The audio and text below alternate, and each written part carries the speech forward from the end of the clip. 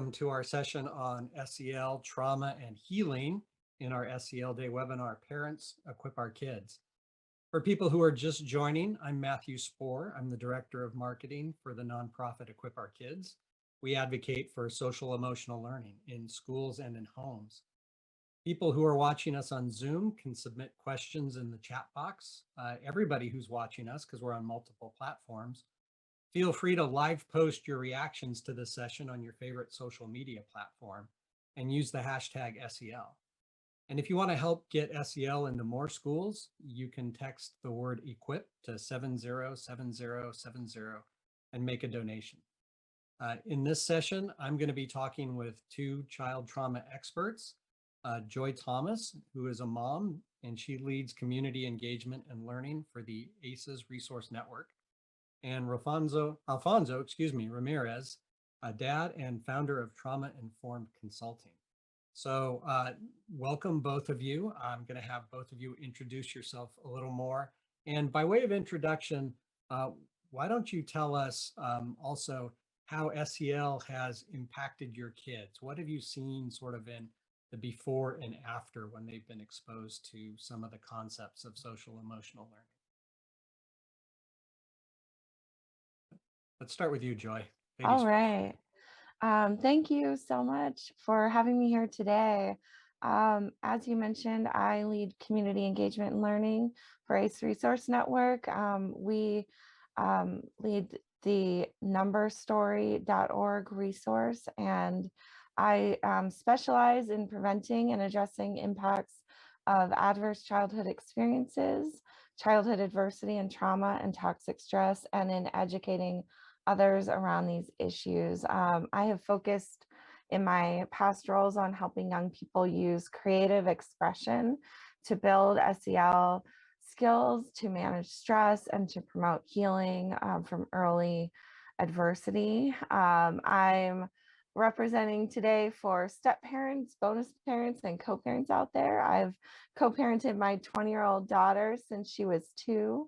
And some of the differences that I've seen in my daughter through SEL are powerful, life-changing differences. My daughter is autistic. So SEL has been really an integral part of her really learning to connect with all of us from, all as a journey through life. And so we've had the wonderful experience of helping even create programs that didn't exist to help her build a community of young people that we could help facilitate some of this learning in groups in ways that fit for our daughter's needs, and helped her connect with kids that she could relate with and she could learn and grow with, and use tools like theater and the arts and things that she loved and related to improv comedy. And we've seen her really grow and thrive and build in her confidence and her ability to understand things she's going through and process the world in her own way and share in the world and express herself and connect with us and with her peers in really beautiful ways that have allowed us to know her better and allowed her to enjoy other people and experience the world, I think, in ways that she wouldn't have possibly been able to if not for having vehicles for self-expression, for emotional self-management, and all kinds of wonderful tools that we've been hearing about today. So the journey has been one full of challenges, but incredible rewards and transformation.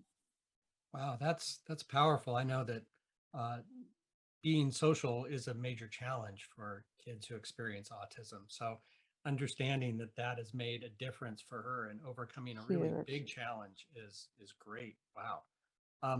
Alfonso, tell us more about you and your kids and some of the transformation they've gone through.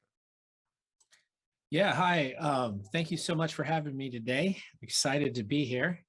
I'm the father of 3 beautiful children and the spouse of an amazing assistant high school principal, and we live in Portland, Oregon. As you mentioned, I founded Trauma Informed Consulting. I've worked with many schools, healthcare organizations, community-based and governmental organizations. I presented on trauma-informed practices, social emotional learning, and equity. I am trained in the neurosequential model of education. And I use this model to lead a 3-year trauma-informed pilot program at Tigard High School, where we really focused in on understanding ourselves, how the brain works, how our states of stress work. And this is really folded nicely into social emotional learning. The work at Tigard High School was featured on HBO's Problem Areas with Wyatt Cenac, titled Mental Health Problems, and that gives a little bit of a glimpse into what we were doing. Social emotional learning for us has been really instrumental in helping our students succeed. And what we found is that it really started with us as educators, that when we build social emotional learning skills within ourselves, we're able to help support students in navigating really, in our case, in a high school, a very difficult time in their lives. And what I found most transformational is that I became a better parent. I was more patient, I was more communicative, I reflected more on how I was feeling, and I was able to share this with my wonderful daughters. It's been really just an amazing transformation for me personally, but also really effective in supporting my children. What did you see in your children? You know, as you became a better parent, what did you see in them? What I saw is that as we had conversations about our feelings, about our stress, about relationships, I was noticing that they were actually not as afraid as they used to be in making friends. And they were also making really good friends that supported them and who they felt they could support. Their grades went just through the roof. They are amazing. They work really hard at school, and when they come home, it's just a time for us to relax and be together and do fun things together. And I've just really seen them mature in ways that have been really amazing, and I've learned a lot from them as well. Fabulous. That's great. I've really been looking forward to this session because both of your areas really make me want to nerd out, and we're going to do a little bit of that. And I think we should probably start a little bit with Alfonso. I know you've got a lot of great information to share about what's going on in kids' brains, and I don't want to go completely down the whole neurological route, but I think parents need to understand what's going on inside their kid's head, literally. And I know that you can speak to a really great model for how that's going on and how parents can help use that. Yeah, if it's possible to share the brain organization slide, that'd be fantastic. Yeah. And so what we know is that the brain is organized in sort of these layers, kind of like a cake. And the bottom of the brain, what we call the brain stem, is the sensory part of the brain. It's takes in all the information from outside of the world and inside our bodies, and it makes sure that everything is okay. It regulates your heart, your digestive system, breathing, all the things you don't have to think about. But if everything's okay there, then things move into the movement or motory part of the brain that has to do with exercise, movement, appetite. And really the brain is making sure that that part is okay. And if that part's okay, then it goes into the relational part of the brain.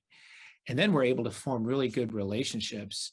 And if we feel safe there in our relationships, then all the information goes up to our cortex, which is the most human part about us. It allows us to reflect on the past, think about the future, solve problems in the present. And we need all parts of our brains to be regulated to be able to make those really complex decisions that we need to make as human beings. And so what social emotional learning does is it helps us understand what's happening inside our bodies. Are we overwhelmed? Have we had sufficient exercise? Do we have safe relationships? And when is it time for rest? When is it time for a break? When do I need my own time? And as we do that, we're really able to solve problems, to help support others, and have really great relationships. Yeah, I think that's crucial, that, things can get stuck on the emotional level.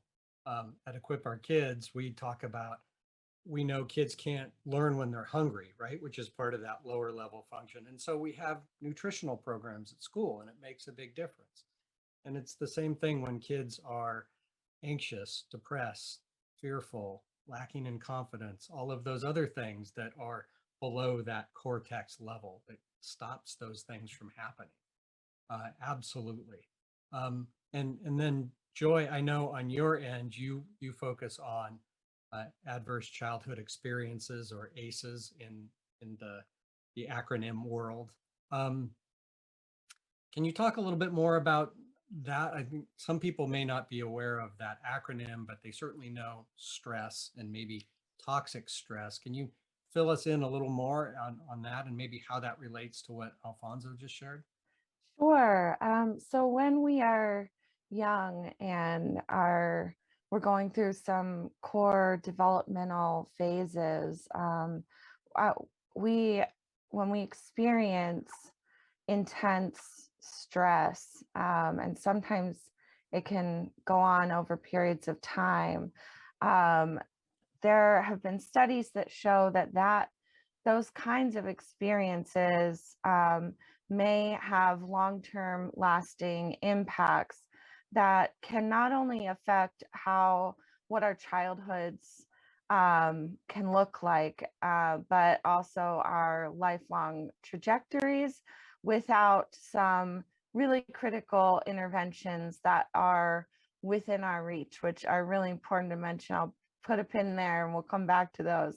But some of those experiences that can have this kind of potential impact are these 10 that have been tested quite extensively starting back in the 90s, that we refer to as officially capital ACEs, adverse childhood experiences, are in these 3 categories.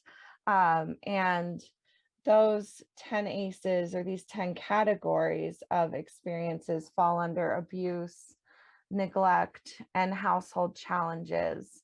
Like divorce is the most common, incarceration, substance abuse of a caregiver, witnessing domestic violence, or a caregiver or someone in your household experiencing mental illness.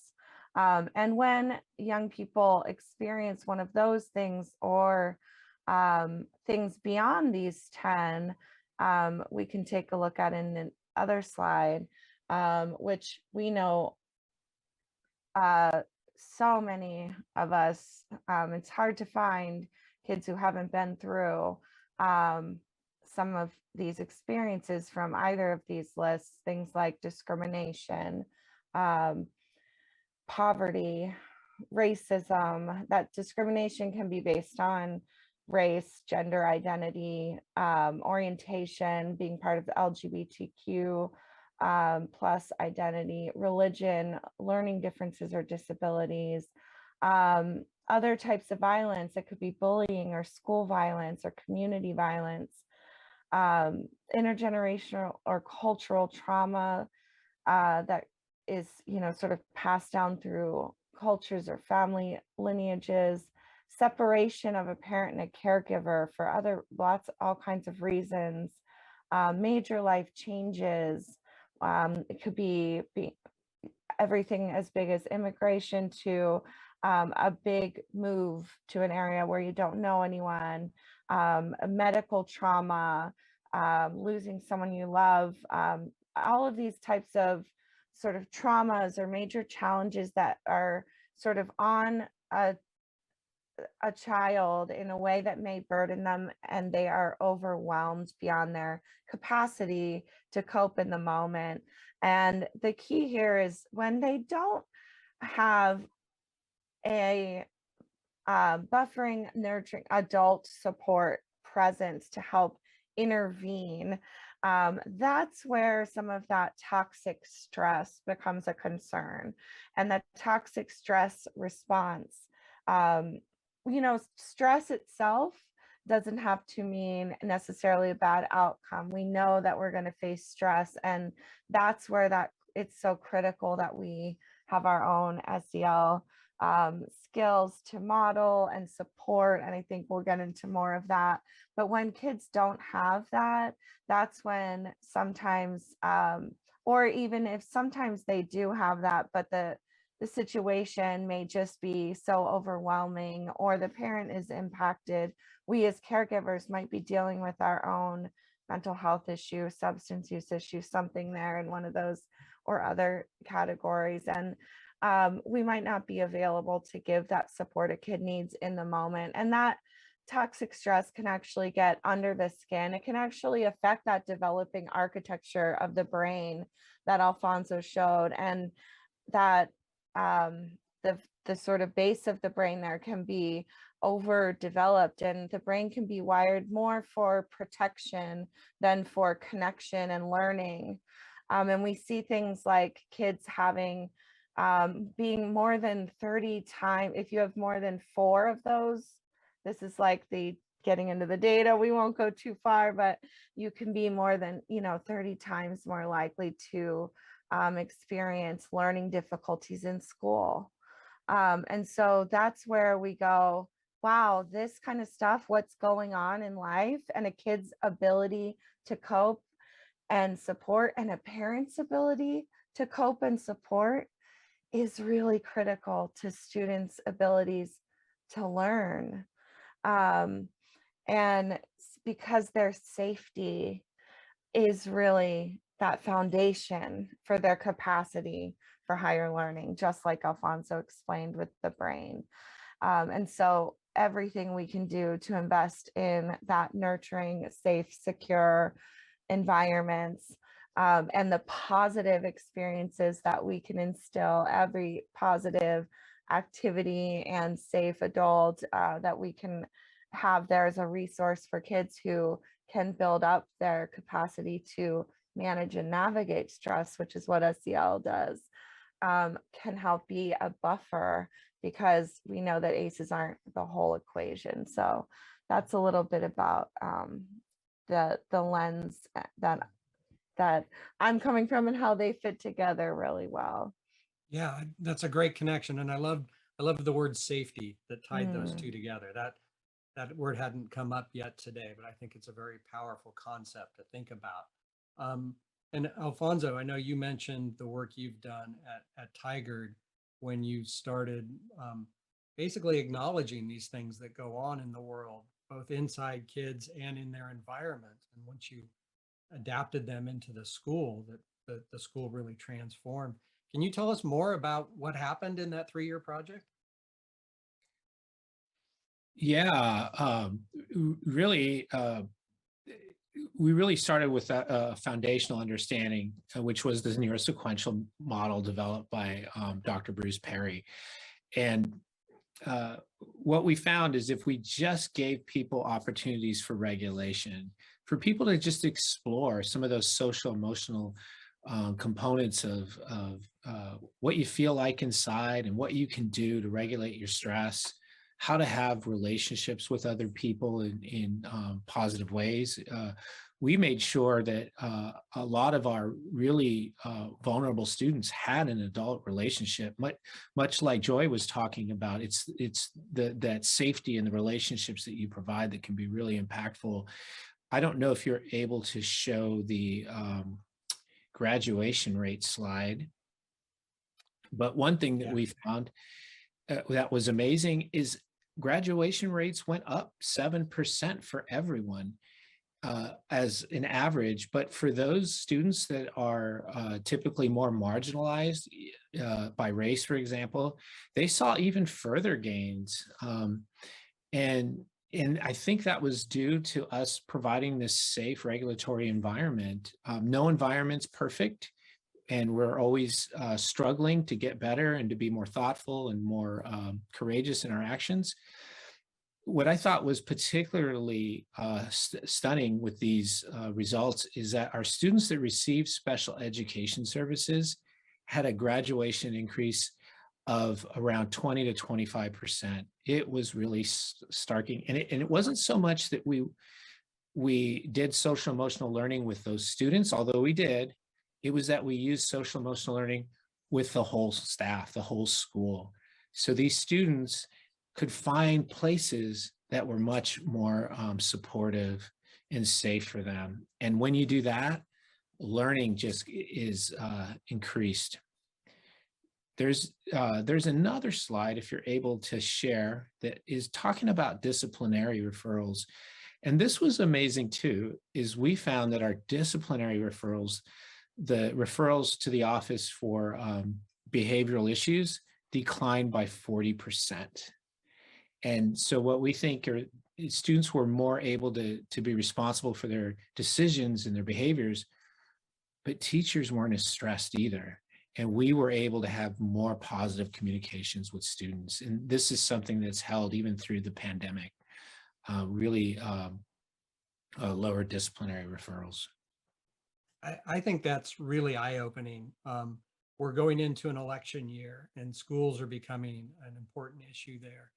And when communities, I think, want to talk about their schools, they adopt this sort of command and control attitude about the schools need to run better, kids need to graduate, everything needs to be shipshape and disciplinary. And I think it's still sort of counterintuitive for people that if we make schools more of a community, more supportive, more welcoming, not this command and control place, but more of a embracing place, that they'll get the results they want, right? Graduation rates will go up, disciplinary referrals will go down. People who need even more support and success start to get it, but it works for everybody. I think it's an amazing model. And, I know we would love to help publicize that result more because I think that's super important. Absolutely. Joy, I know you work with a lot of schools too, and you've probably seen similar transformations.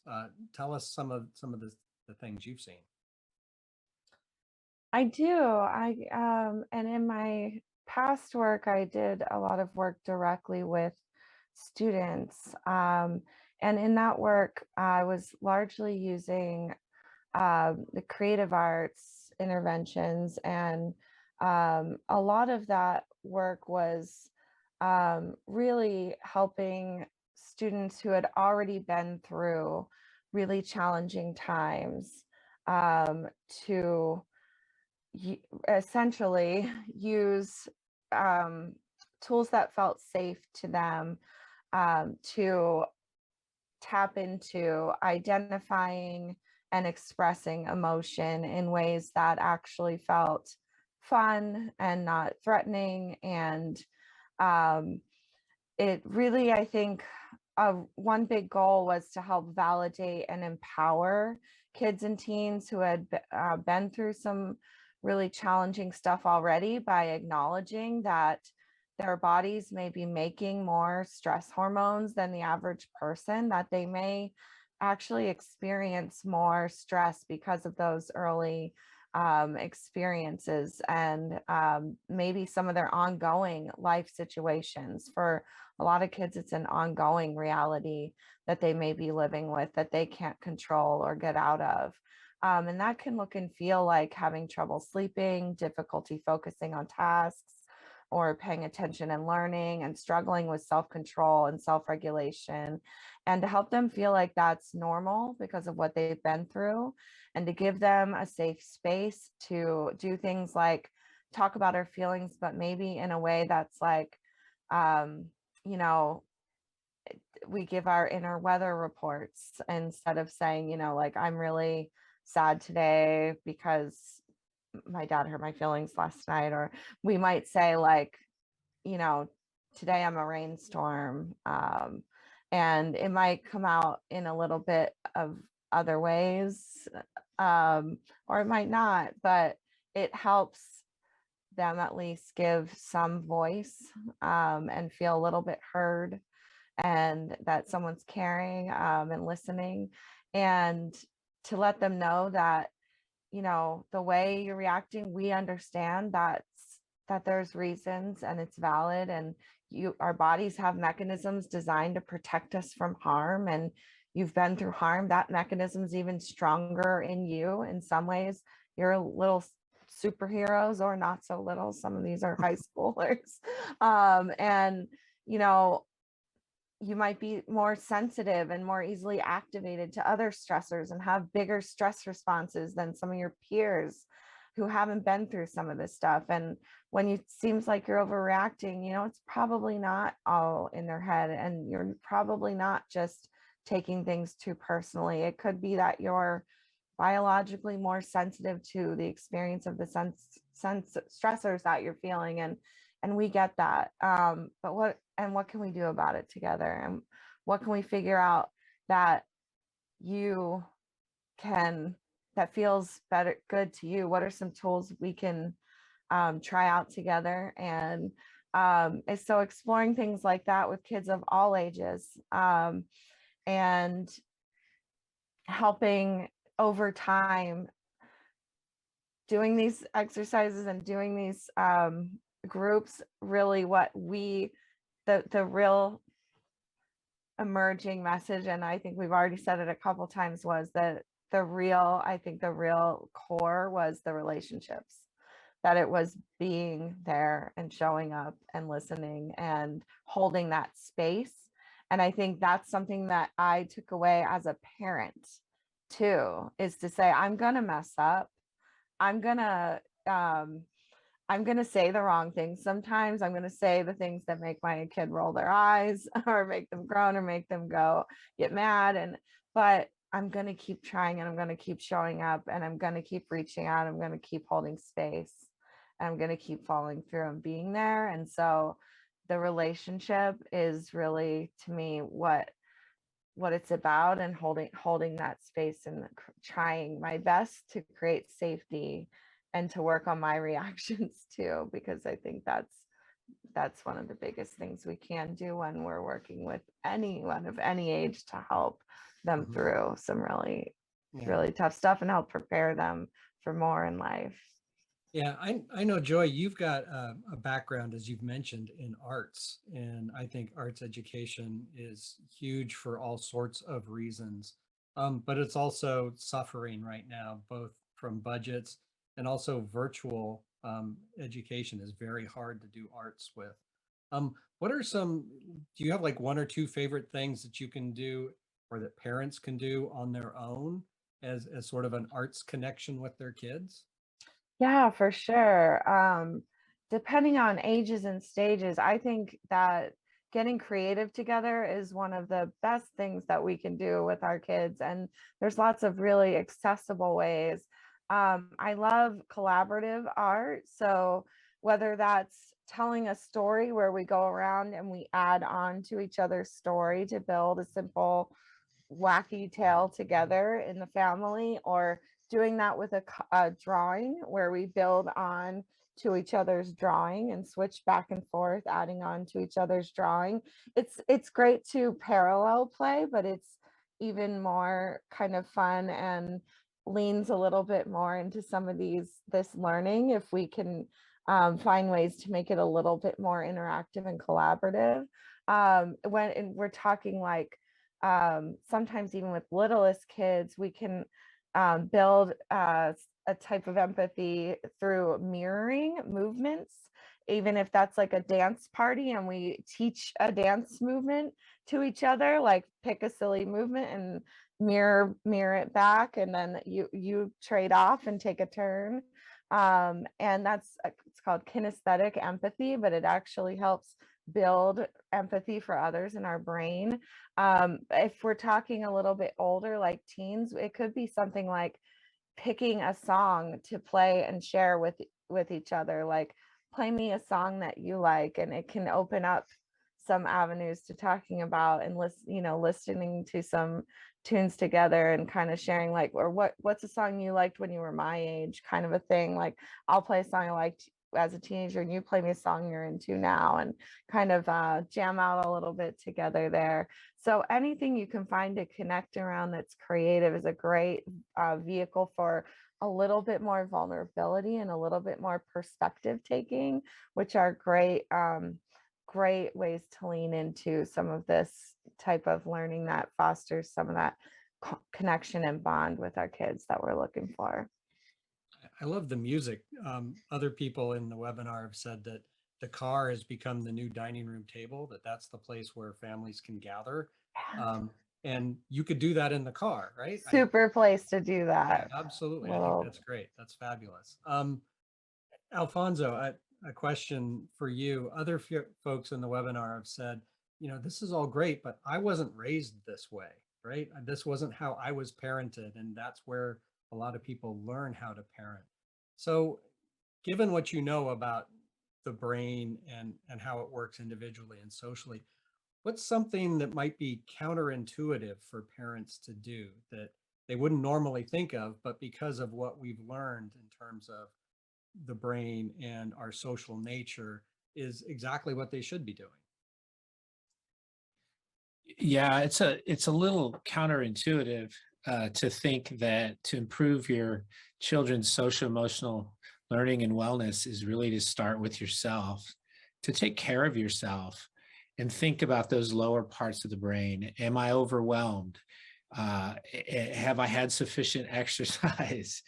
If I've been sitting down too long? Really simple things that seem a little selfish, but really are helpful to you so that you can be strong and resilient, and you can then be in a better place to help your children.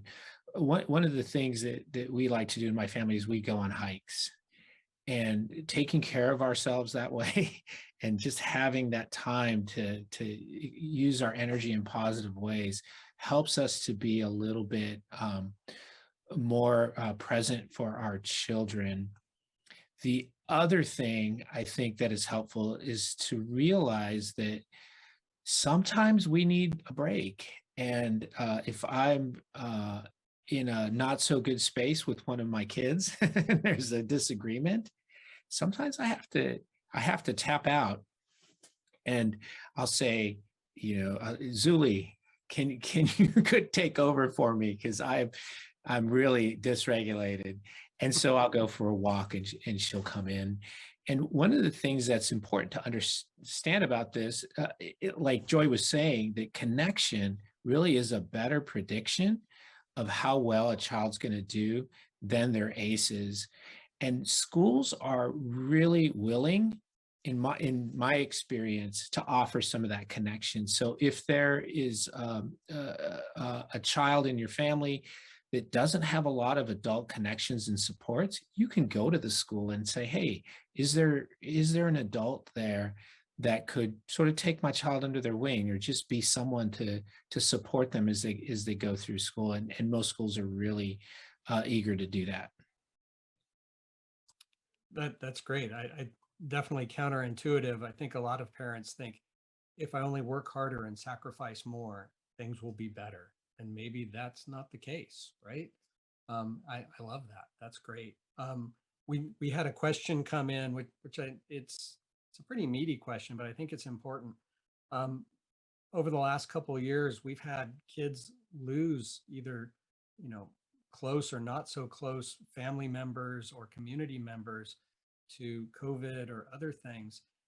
How can parents foster that level of coping skills in kids? Because that's, to Joy's area of expertise, that is a major stressor in a kid's life. How can all of this help with that very real scenario? That's a big question. I'm not sure who wants to jump in first, but. It is a big question, and I think it really depends on the age and the development of the child. Some smaller children will process in a different way through play, through drawings, through art. And older children may need someone to talk about through that and process the grief that they're experiencing. And I think also and counterintuitive as well is we have most of us have experienced grief over the losses that we've experienced through the COVID pandemic, whether it's work or relationships. So making sure that we get the support that we need to help ourselves with our grief is important.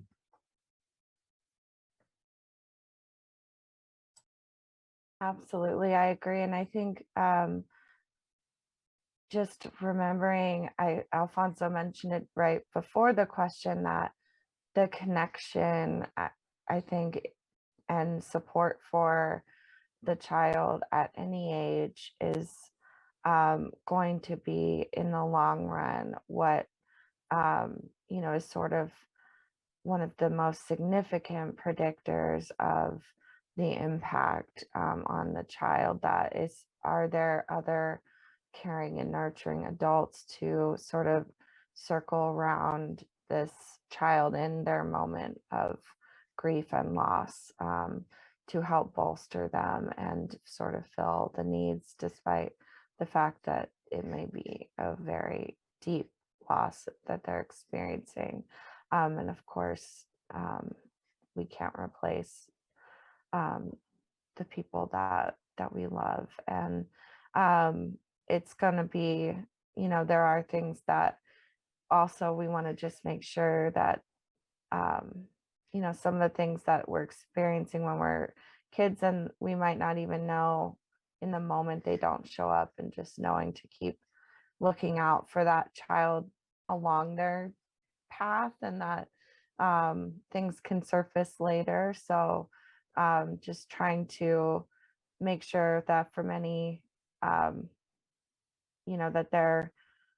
the other supports and resources in their life are aware, and that they're getting all the help that they can, that if there is counseling available or school resources and supports, that they're able to connect with them and keep following up and being present in their lives, and doing everything you can to show up for the child and keep them engaged in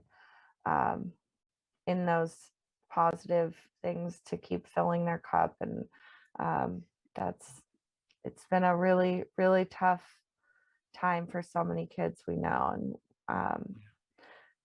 but as we know, it's not the loss piece isn't the whole equation. So that's where we can put our hope. Yeah, one other strategy that or thing that you can do with your child is, if there's a loved one that you've lost, what are the qualities of this person that you really admired? And then how can you honor this person by trying to incorporate those qualities into your life, and take something that you admire and use that in your own daily life. And that, especially for older kids, that can be a way to help the person's memory live on. That's beautiful. I love that. We've got time for one more question, I think. At first, this seemed a little strange, but unfortunately, social media can be a source of trauma for people, and it can be trauma on an individual, almost neurological level, and also in the society, in the community. Do you guys have any experience or advice for parents helping kids navigate the world of social media? Because a lot of parents, they didn't grow up with that. They have no experience to relate to. What have you learned? One thing that's important to consider with social media is it's relatively new, and we're all learning to manage our use of it. Some of the best things you can do is just block time to use it. And it's the trouble with a phone is it's always there, or a smartphone or whatever, but really limiting that time, tracking the time that you're spending on it and having conversations about that.